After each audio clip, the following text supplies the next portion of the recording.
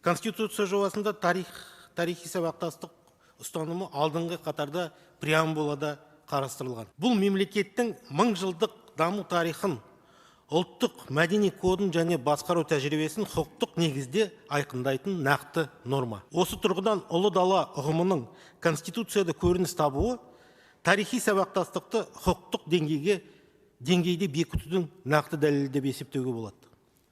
Ұлы дала ұғымы бұл эмоциялық немесе поэтикалық тіркес емес. Бұл Қазақстанның мемлекеттілігінің тарихи кеңістігі, мәдени коды және философиясын бейнелейтін нақты өркениеттік ұғым. Тарихи сабақтастық елдің өткенін, бүгінін және болашағын жалғайтын құқықтық көпірге айналады. Мемлекет басшысы атап өткендей, тәуелсіздік бәрінен қымбат.